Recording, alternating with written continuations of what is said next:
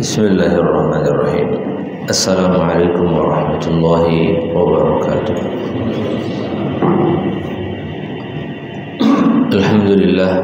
Alhamdulillahilladzi arsala rasulahu bil huda wa dinil haqq liyudhhirahu 'ala ad-din kullihi wa kafa billahi shahida.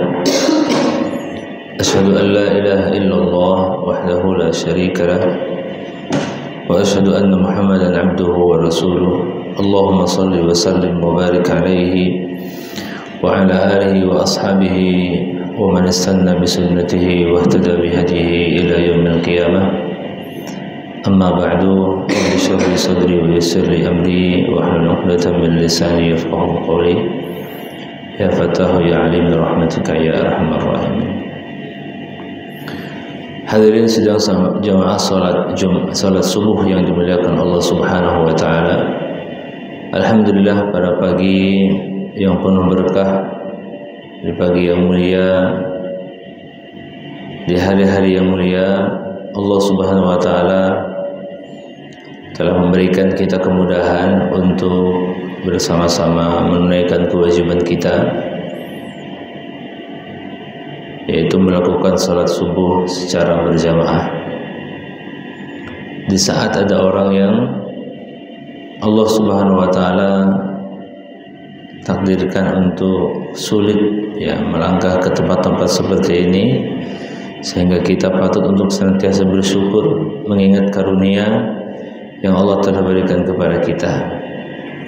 Setiap kali kita bersyukur, maka Allah akan menambahkan nikmat itu. Setiap kali kita mengingat karunia-Nya, maka Allah akan menambahkan nikmat itu berupa kebahagiaan, berupa ketenangan, ketentraman yang Allah berikan kepada kita. Salawat dan salam senantiasa tercurah kepada panutan kita Nabiullah Muhammad sallallahu alaihi wa ala alihi wasallam. Mudah-mudahan salawat yang kita lantunkan menjadi salah satu sebab kita semuanya mendapatkan syafaat beliau kelak di yaumil qiyamah. Allahumma amin ya rabbal alamin. Jemaah yang dirahmati Allah Subhanahu wa taala,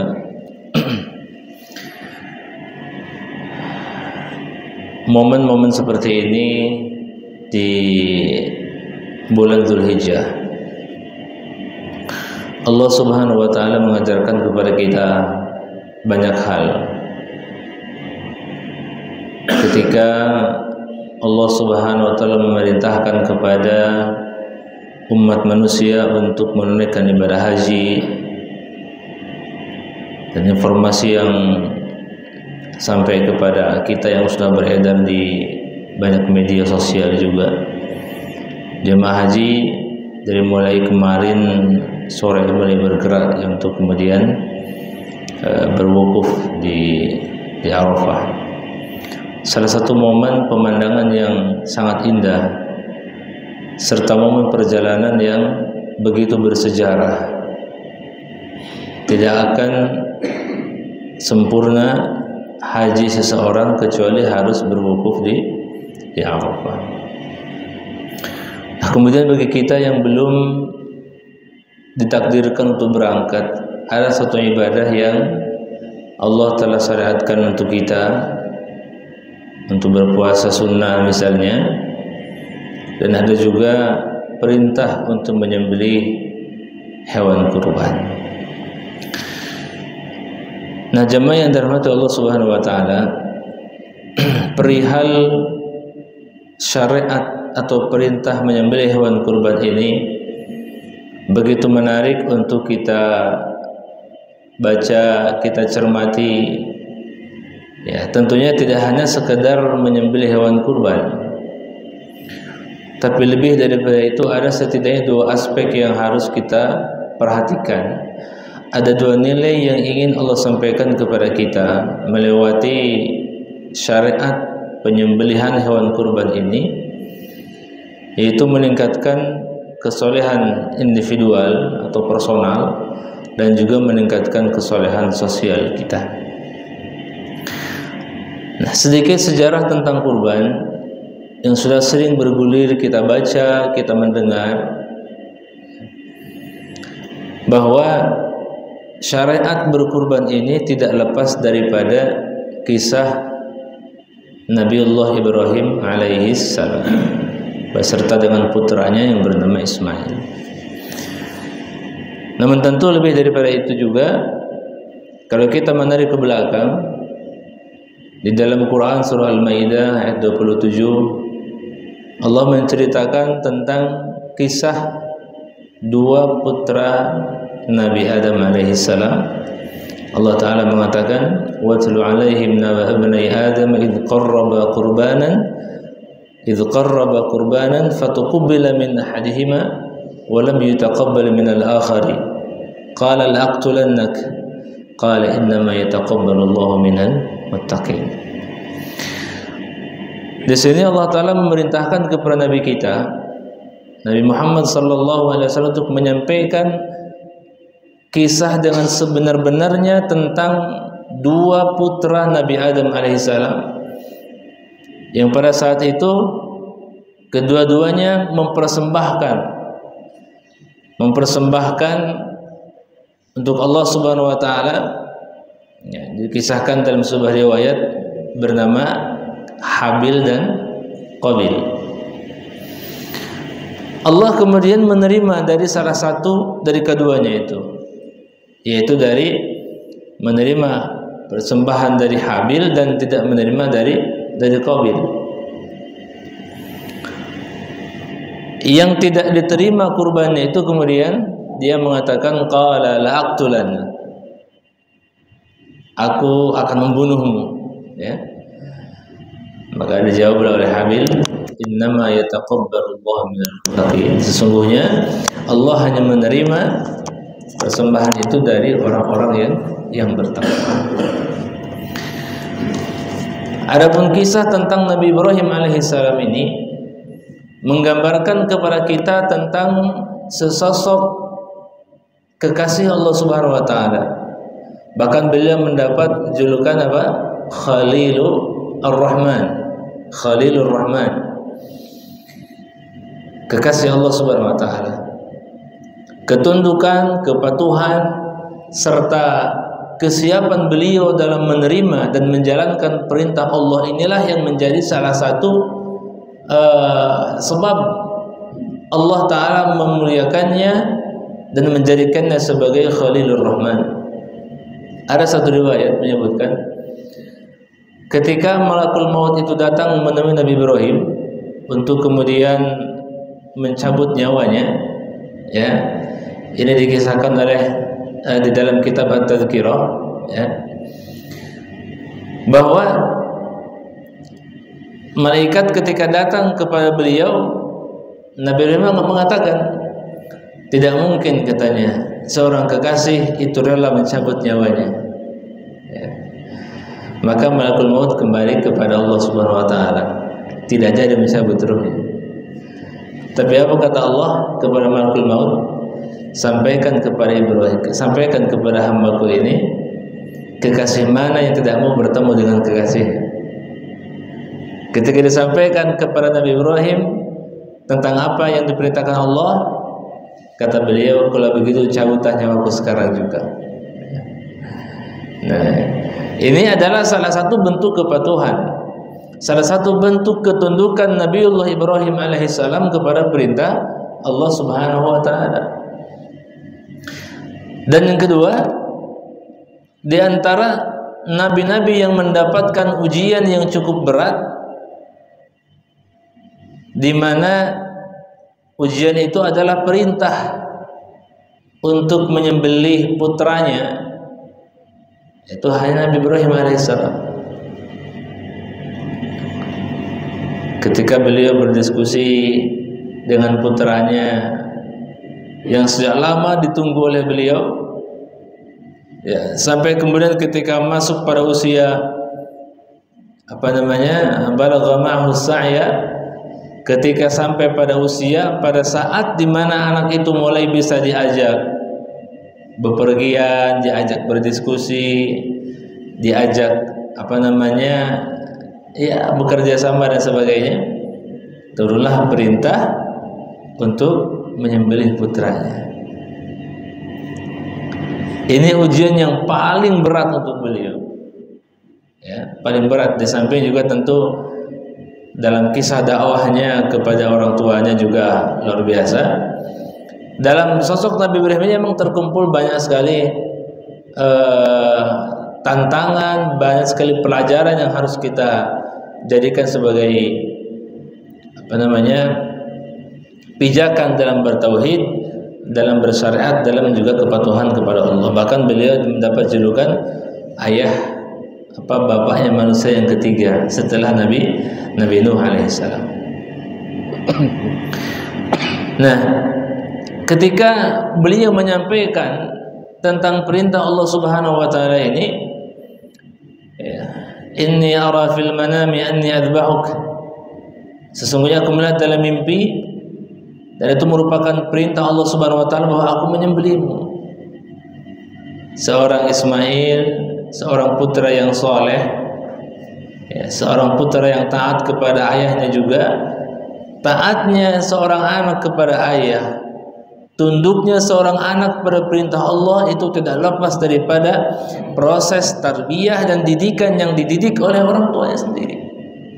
Kesuksesan Nabi Ibrahim dalam mendidik seorang Ismail menjadi anak yang patuh, anak yang tunduk, itu juga luar biasa.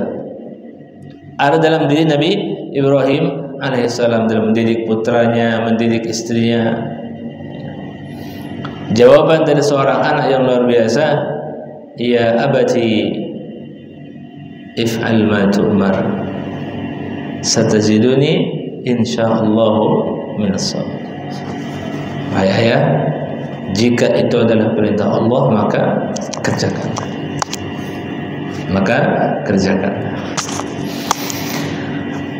Singkat cerita, akhirnya beliau berangkatlah untuk kemudian menyembelih putranya. Bagaimana perasaan Ibrahim ya?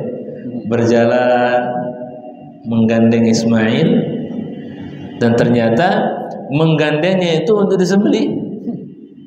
Untuk dia disembelih. Datang. Mungkin kalau kita sudah menangis berderas air mata ini, beliau berangkatlah.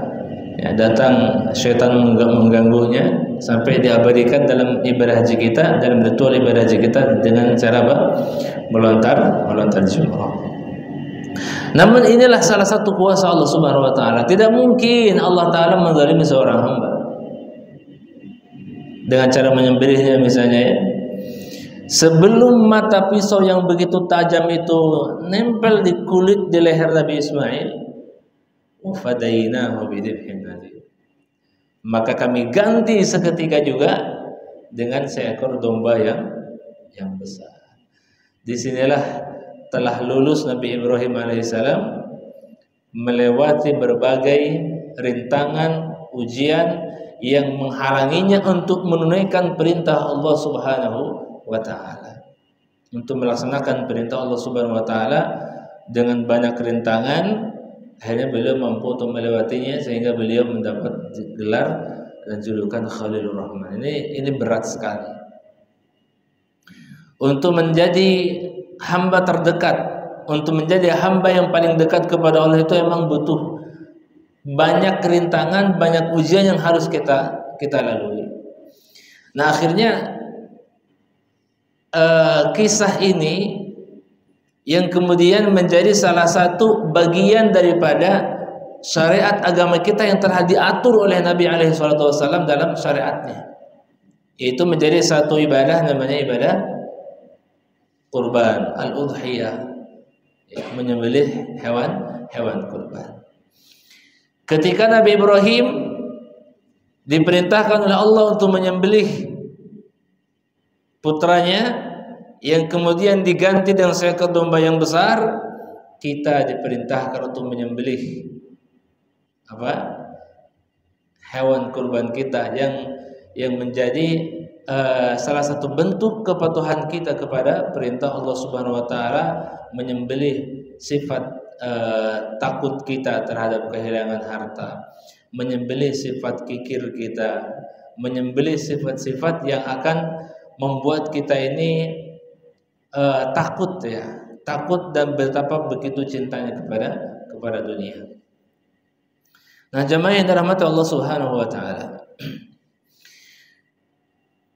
Kalau kita mencermati kisah beliau ini, kita menemukan ada satu aspek ibadah. Satu aspek ibadah yang menjadi ciri khas kesalehan individual kita. Di mana Nabi Ibrahim alaihissalam dalam hal mencontohkan, dalam hal melakukan perintah Allah Subhanahu wa taala ini tidak semata-mata beliau melakukannya begitu saja. Kalau kita mencermati juga kembali kepada para sahabat misalnya, dalam hal melakukan suatu ibadah, suatu kebaikan, satu hal yang menjadi landasan mereka dalam beramal, kenapa mereka melakukan kebaikan? Kenapa mereka melakukan ini dan itu? Salah satu landasannya karena itu adalah perintah.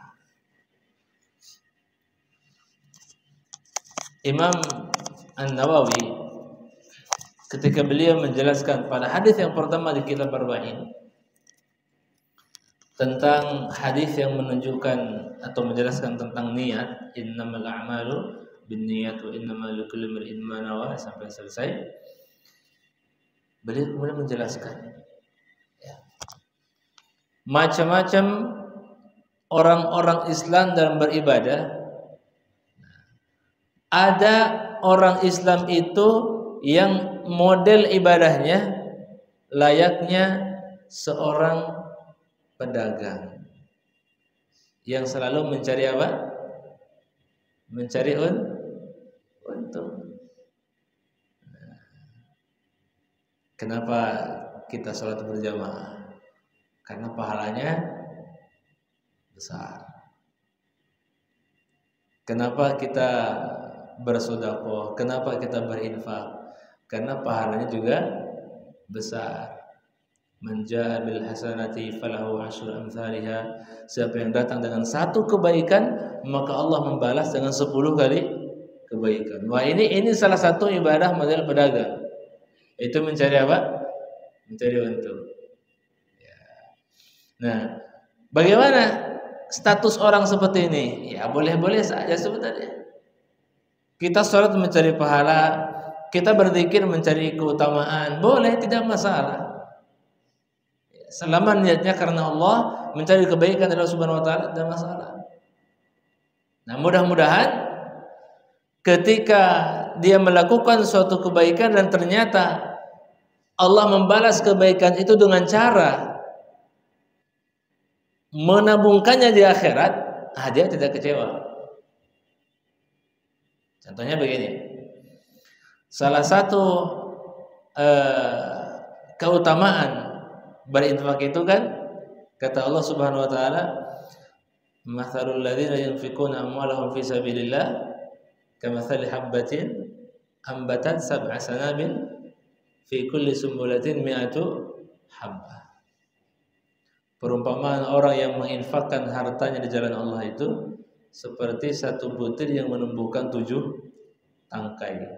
Dari 7 tangkai itu kemudian keluar berbuah 100 butir, 100 biji. Berarti kalau ada orang berinfak 100.000, maka Allah akan ganti sebanyak 700 kali kan? Kalau ternyata belum ditemukan kebaikan itu di dunia, mudah-mudahan tidak kecewa.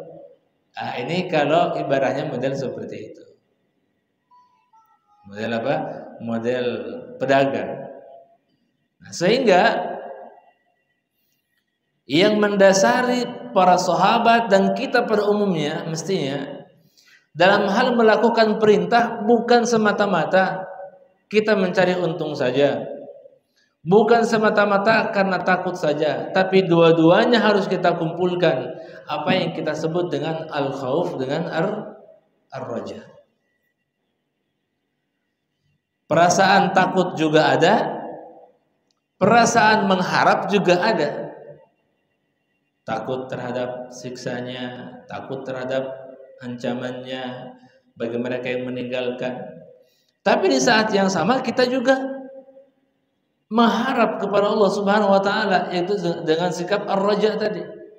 Mengharap kepada Allah dari kebaikan-kebaikan dari ibadah yang kita lakukan, dengannya kita berniat berharap semoga Allah menerima ibadah kita, memberikan pahala terbaik untuk kita. Dan ini yang paling bagus, yaitu mengumpulkan antara al-khauf dengan ar-raja. Al-khauf saja tidak cukup, ar-raja saja tidak cukup, tapi dua-duanya kita kumpulkan dalam beribadah. Sehingga kita menemukan dalam kehidupan para sahabat, para sahabiyah, ya, mereka melakukan suatu perintah itu bukan semata-mata mencari keuntungan untuk diri mereka, tetapi karena Allah yang memerintahkan, karena Rasulullah yang memerintahkan. Misalnya kisah yang bergulir cukup masyhur juga, yaitu kisah seorang budak berkulit hitam yang bernama Julaibib. Julaibib ini kan pernah ditawari oleh Nabi untuk menikah, ya. Ya, tentu laki-laki mana yang tidak mau menikah, ya. Kalau ada yang tidak mau menikah, dipertanyakan. Ya. Akhirnya beliau mengatakan, ya, mau menikah dengan siapa? Siapa yang mau dengan orang berkulit hitam? Budak pula. Kata Nabi, nanti dilamarkan. Akhirnya Nabi melamarkan untuk beliau salah satu gadis dari kabilah Ansor. Gadis berkulit putih, Pak. Cantik perempuannya. Ya. Yang menarik dari kisah ini adalah ketika awalnya orang tua dari perempuan ini menolak karena ternyata Rasul melamar bukan untuk Rasul tapi untuk Julaibib. Ketika putrinya mendengar bahwa itu adalah perintah Rasulullah, putri mengatakan, kalau Rasul yang melamar maka tidak akan bisa kita menolak. Ya, inilah salah satu bukti dan tanda kepatuhan mereka kepada perintah Rasulullah SAW. Ya. وَمَا كَانَ لِمُؤْمِنٍ وَلَا مُؤْمِنَةٍ إِذَا قَضَى اللَّهُ وَرَسُولُهُ أَمْرًا أَنْ يَكُونَ لَهُمُ الْخِيَرَةُ مِنْ أَمْرِهِمْ. Inilah sikap terbaik orang-orang Islam, orang-orang mukminin. Tidaklah pantas bagi laki-laki yang mukmin, perempuan yang mukminah, ketika Allah atau jika Allah menetapkan suatu ketetapan, ya, untuk memiliki pilihan yang lain. Allah menutup dengan kalimat wa may ya'sillaha wa rasulahu faqad dhalla dhalalan. Siapa yang bermaksiat kepada Allah, kepada Rasulnya, maka sungguh dia telah sesat dengan kesesatan yang nyata. Saudara sekalian yang dimuliakan Allah Subhanahu wa taala, aspek yang pertama dari ibadah kurban ini adalah kesolehan individual tadi. Kita berkorban tidak hanya karena kita ini adalah orang yang menunjukkan kemampuan kita. Kita tidak hanya berkorban itu karena mungkin dia banyak hartanya. Tidak hanya berkorban itu menunjukkan, ya, bahwa dia adalah orang yang mampu mendatangkan hewan yang paling besar. Tidak hanya itu. Tapi yang paling penting daripada itu adalah sebagaimana tadi dalam kisah dua putra Balaam. Innama yataqabbalullahu minal muttaqin. Allah itu hanya menerima sesembahan ataupun kurban dari orang-orang yang muttaqin saja. Tidak dilihat dari besar kecilnya hewan kurban. Tidak dilihat dari banyak sedikitnya hewan yang dikurbankan. Harga itu nomor 2, tapi yang paling pertama untuk syarat diterimanya ibadah kurban adalah al-muttaqin itu. Sehingga kita perlu meluruskan niat kita dalam segala ibadah kita sebenarnya. Tapi karena momentum sekarang adalah momentum ibadah kurban, maka yang harus kita luruskan adalah niat kita dalam berkurban. Tidak hanya sebatas hewan yang gemuk, daging yang melimpah, akan tetapi ketakwaanlah yang harus kita utamakan, karena Allah juga mengatakan dalam Quran surah Al-Hajj, apa namanya, la yanalallaha luhumuha wala dima'uha walakin yanaluhu taqwa minkum. Allah itu tidaklah menerima dari ibadah, dari hewan kurban kita itu tidak menerima darahnya, tidak pula menerima dagingnya, walakin yanaluhu taqwa minkum. Yang diterima dari kita adalah ketakwaannya, kepatuhannya. Ya, kenapa kita berkurban? Karena itu adalah perintah Allah. Kenapa kita melakukannya? Karena tidak ada alasan lain kita melakukan ibadah kurban selain daripada karena itu adalah perintah. Kalau bukan karena perintah, kenapa mau motong sapi nunggu hari tasyrik? Kalau memang itu bukan perintah, kenapa motong kambing nunggu tanggal 10 Dzulhijjah? 11, 13nya. Kan hal lain juga bisa. Tapi nilainya yang berbeda. Ya. Menyembelih seekor kambing 1 menit sebelum sholat atau 1 menit setelah matahari terbenam di hari ke-13 kan bukan ibadah kurban. Dia menjadi sedekah biasa. Ini emang hanya 4 hari. Setelah sholat Id itu di tanggal 10-nya, ada yang besok sholatnya hari Ahad, ada yang hari Senin. Setelah tanggal 10 setelah sholat Id, 11, 12 dan 13 hanya itu saja. Kalau kita ingin menerima pahala yang seperti itu, nunggu lagi tahunnya akan datang. Ini sebenarnya perintah. Sehingga tidak ada satu kebaikan yang kita lakukan melainkan landasannya adalah karena perintah. Ya, apalagi dalam ritual ibadah haji, ini banyak ritual yang kita tidak bisa tadi pungkiri kecuali harus meyakini itu adalah perintah. Seperti melontar jumroh misalnya.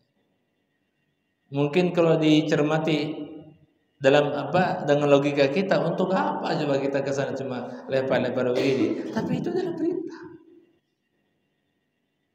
Mencium Hajar Aswad. Ya kan? Kita keliling terus mencium Hajar Aswad. Ya, secara logika untuk apa kita mencium batu? Tapi karena itu perintah, selama itu perintah, mengerti atau tidak hikmahnya, tahu atau tidak manfaatnya, laksanakan. Karena itu adalah perintah.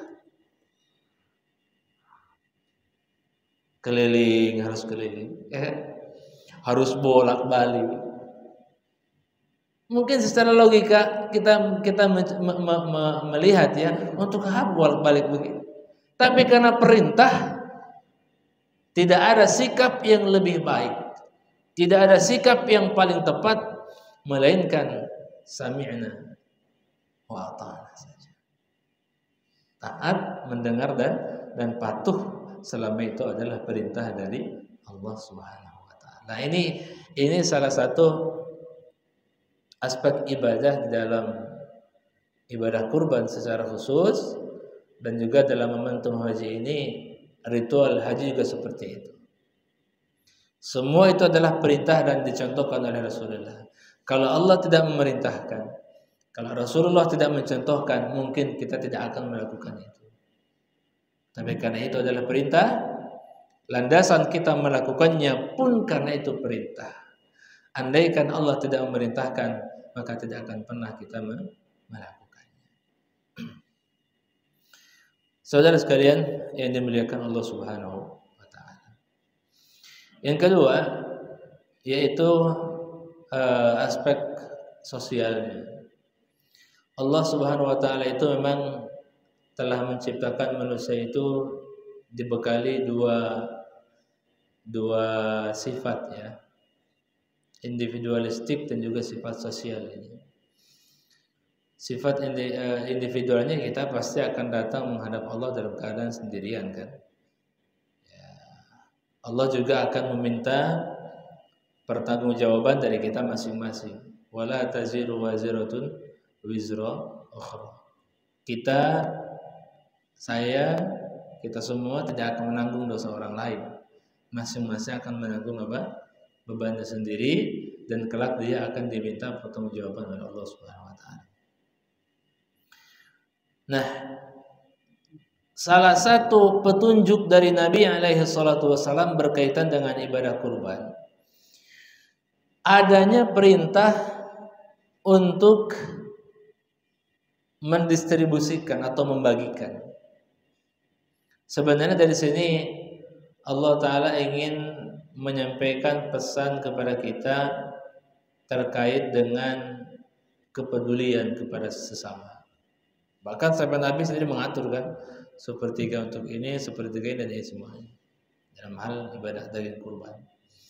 Ini semua sebenarnya Nabi ingin menanamkan dalam diri kita kaum muslimin untuk menumbuhkan jiwa sosial serta menumbuhkan kepedulian dalam diri kita terhadap orang lain, yang diekspresikan dalam ibadah kurban dengan cara apa? Mendistribusikannya kepada setiap kaum muslimin. Pembagian daging kurban itu tidak seperti membagi zakat fitrah ya. Artinya tidak hanya orang yang membutuhkan, tidak hanya orang yang mohon maaf misalnya sebagaimana dalam ayat innamas shadaqatu lil fuqara wal masakin, tidak hanya itu. Tapi siapapun dapat, menyeluruh. Ya. Nah, ini adalah salah satu pendidikan yang ingin Allah sampaikan melewati ritual ibadah kurban ini, yang dengannya Allah Ta'ala menumbuhkan jiwa sosial kita serta menjaga keharmonisan dalam hubungan sesama umat Islam secara khusus ya. Nah, salah satu yang harus kita perhatikan dalam pelaksanaan ini adalah terkadang di sebagian tempat ya, bukan di sini, di sebagian tempat ada yang pelaksanaan hewan kurban, penyembelihan kurban yang semestinya menjadi momen untuk mempersatukan keharmonisan, meningkatkan hubungan, malah menjadi petaka. Menjadi apa? Menjadi petaka. Akhirnya salah satu sebab ini adalah karena ketidakpatuhan itu sendiri. Ketidakpatuhan. Padahal Islam sudah mengatur ini. Dulu ya, di zaman Nabi Ibrahim, yaitu salah satu sejarah awalnya berkurban. Namun kemudian di dalam syariat agama kita telah diatur oleh Nabi di dalam sebuah hadis untuk membagikannya, untuk mendistribusikannya. Nah, salah satu sikap yang kurang baik dalam diri manusia itu adalah sikap rakusnya barangkali ya. Yang terkadang tadi itu, ketika dia mendapatkan satu bukit, maka dia akan menginginkan bukit yang kedua. Ketika mendapatkan satu, dia pengen dua, dan begitu seterusnya. Ini adalah salah satu sikap yang harus kita bersihkan dan kita wanti-wanti dalam diri kita, sehingga menumbuhkan jiwa sosial ini tidak serta merta untuk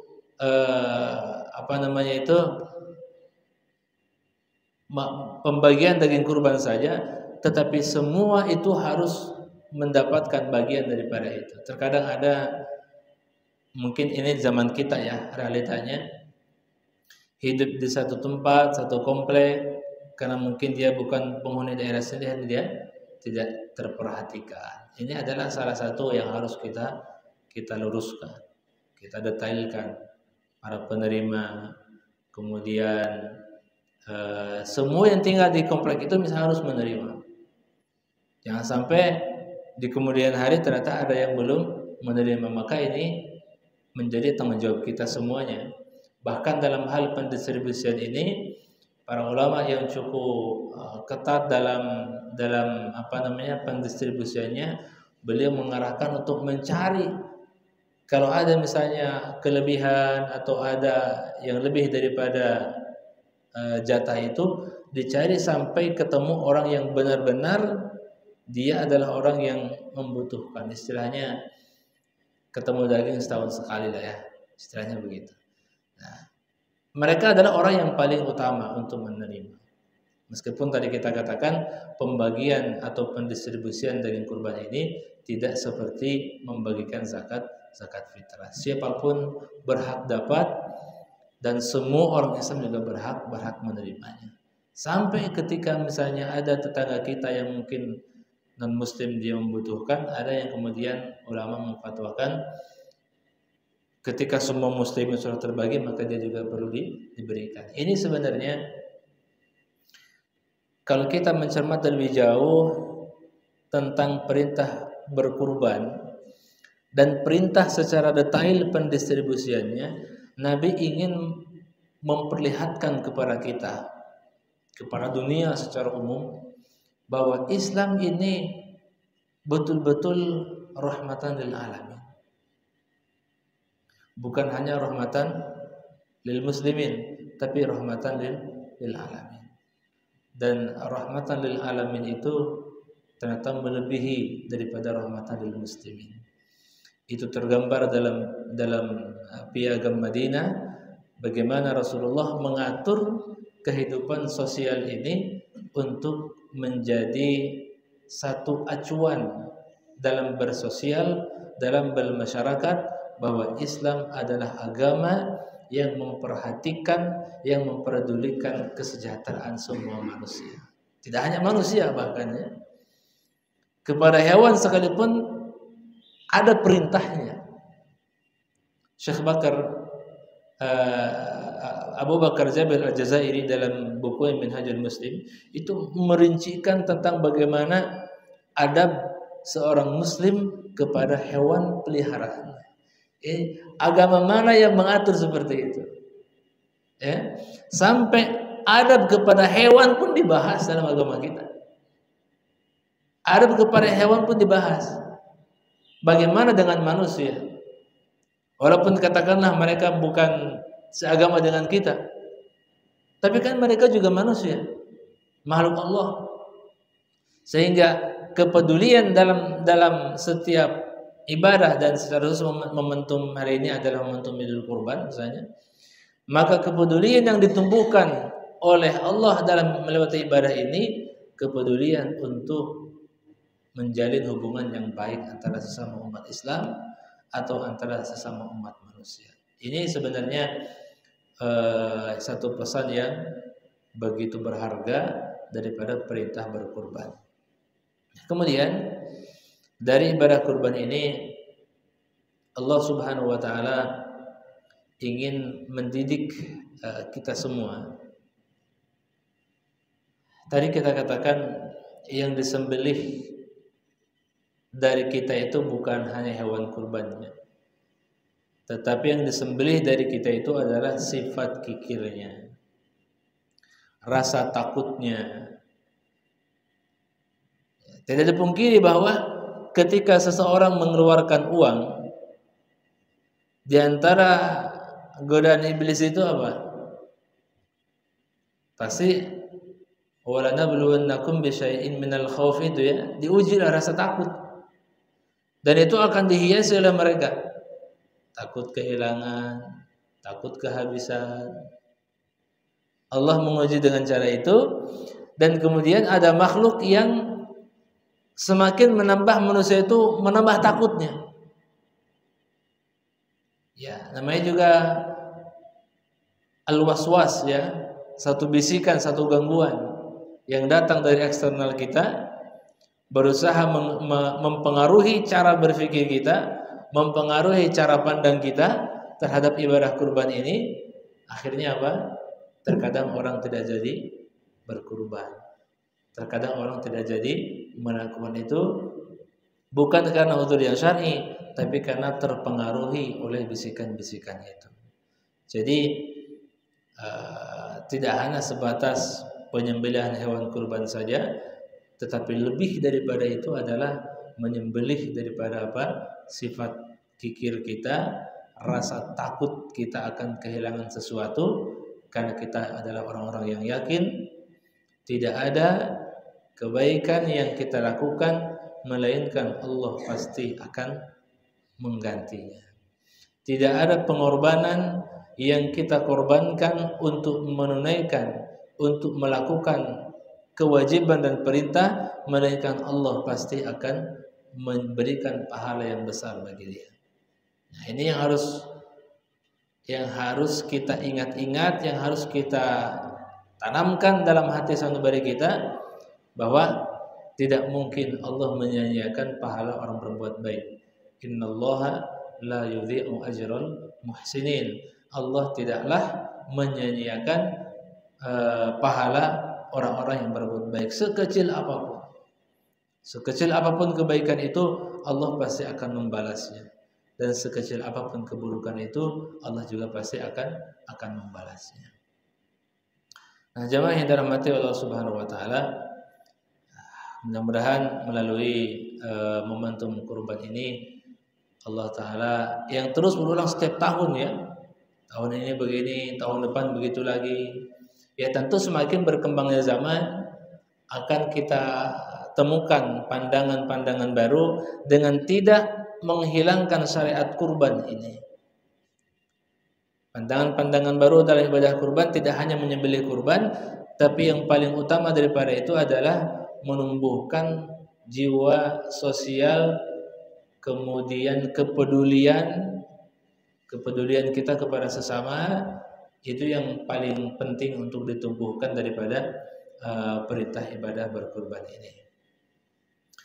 Nah, mudah-mudahan kita semua diberikan kemudahan untuk melakukan kebaikan dan juga diberikan kemudahan untuk meninggalkan keburukan dan kemungkaran.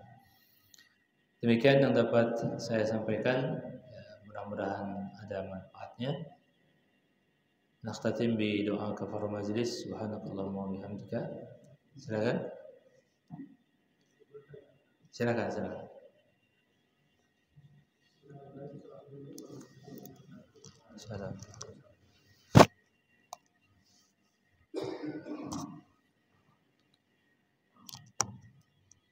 Bismillahirrahmanirrahim. Assalamualaikum warahmatullahi wabarakatuh.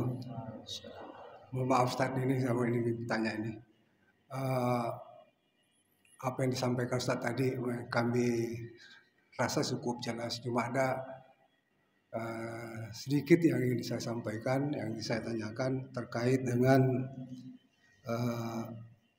hadis riwayat Muslim yang artinya jika masuk bulan Zulhijjah dan salah seorang dari kalian ingin berkurban, maka hendaklah ia tidak memotong sedikit pun dari rambut dan kukunya. Yang ingin kami tanyakan Ustaz, supaya bisa diluruskan, karena banyak dari yang kami dengar, pencerahan-pencerahan yang kami dengar, bahwa yang ditujukan di sini ada yang mengatakan bahwa ditujukan kepada orang yang ingin berkurban, ada juga yang ditujukan kepada hewan kurbannya sendiri. Jadi orangnya yang berkurban jangan memotong kukunya dan rambutnya. Ada juga yang berpendapat bahwa yang ditujukan ini adalah hewan kurbannya, jangan dipotong kukunya dan rambutnya hewan itu. Itu yang pertama. Kemudian yang kedua, yang kami dengar juga ini, bahwa yang berkurban adalah yang memotong kukunya, yang tidak memotong kukunya dan rambutnya adalah kepala keluarga. Jadi bagaimana kalau misalnya kita yang berkurban secara kolektif, itu yang kepala keluarganya itu yang mana Ustaz? Terima kasih. Assalamualaikum warahmatullahi wabarakatuh. Baik. Ya, berkaitan dengan hadis ini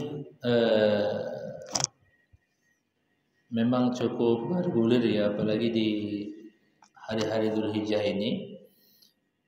Idza dakhala syahr Dzulhijjah wa arada an yudhhiya fala ya'khudh min sya'rihi wala min adfarihi syai'an. Di dalam redaksi yang lain, wala min basharatihi syai'an. Jika masuk 10 Dzulhijjah, maka salah seorang di antara kalian ingin berkurban, maka hendaknya tidak mengambil atau tidak memotong dari rambutnya ataupun dari kukunya sesuatu pun. Di dalam hadis yang lain, wala min basyaratihi, tidak pula daripada kulitnya. Di dalam hadis ini Al-Imam bin Baz misalnya, Syekh Abdul Aziz bin Abdullah bin Baz rahimahullah taala menjelaskan tentang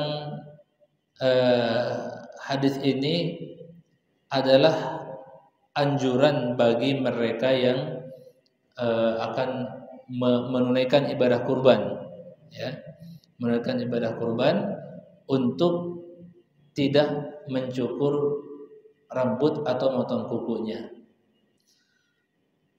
Adapun untuk anak-anaknya kemudian istrinya, la ba'sa 'alaihim wa la haraj an ya'khudhu. Bagi mereka yang ada di bawah tanggungan kepala keluarganya tidak masalah untuk mencukurnya.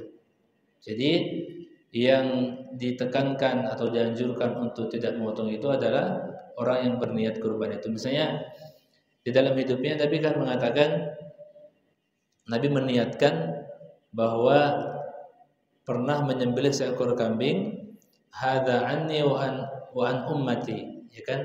Ini adalah untukku dan untuk umatku yang belum mampu berkurban.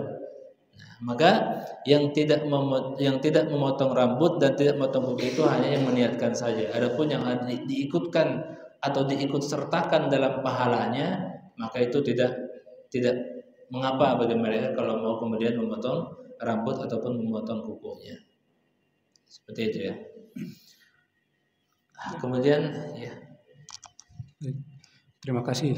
Assalamualaikum warahmatullahi wabarakatuh. Ya, Ustadz, sebelumnya saya terima kasih atas pencerahannya dari pengajian yang subuh ini. Cuma ada beberapa hal yang masih mengganjal di hati saya. Pertama, saya ingin mendapatkan penjelasan mengenai pelaksanaan kurban tersebut, di mana pada saat kita mendapatkan rezeki di suatu tempat tersebut, tetapi kita berkurban di tempat yang kita tidak melakukan aktivitas tersebut, karena dasarnya adalah kepedulian sosial, di mana tempat tersebut mungkin suatu desa tertinggal atau apapun yang tadi Ustadz bilang mungkin memiliki atau memakan daging tersebut hanya 1 tahun sekali. Itu gimana hukum dalam Islam? Apakah lebih afdol atau tidak? Itu saja Ustaz. Terima kasih. Assalamualaikum warahmatullahi wabarakatuh. Allah Ta'ala bersawab. Berkaitan dengan kurban ini, kita menemukan guru-guru kami juga ada yang mengamalkan seperti itu. Ya. Bahkan waktu kami kuliah itu ada orang yang berkurban 1000 ekor kambing. Tapi bukan di kampungnya, di tempat kita. Artinya secara hukum tentu boleh-boleh saja dan sah-sah saja. Misalnya kita tinggal di sini, tapi kemudian kita mendapat info dari lembaga zakat misalnya, atau dari lembaga sosial bahwa ada satu perkampungan Islam di daerah tertentu yang mana begitu butuh perhatian, begitu butuh taklif, begitu butuh katakan hewan kurban untuk menguatkan mereka, maka ini lebih afdal. Ya, kalau ternyata kita berkurban di sana, ya di tempat itu, dan itu ternyata membuat keislaman mereka semakin kuat, bahkan orang sekitar pun akan tertarik kepada Islam, maka itu lebih afdal. Jadi tergantung situasinya. Ya, kita lihat kalau ternyata itu memberikan yang manfaat lebih besar lagi, tidak hanya mereka mendapat daging, tapi itu akan menjadi sebab orang-orang sekitar juga tertaklif dan terlembutkan hati untuk menerima Islam, maka itu lebih hebat lagi. Ya. Nah, seperti ini, dan kita tidak perlu kemudian, bukan berarti kita yang harus ngambil daging ya kan, tapi kita berkorban di sana, dibagikan di sana, manfaat juga orang sana, tidak masalah. Secara hukum hal seperti ini diterima ibadah kurbannya. Allahu a'lam. Sudah? Satu lagi.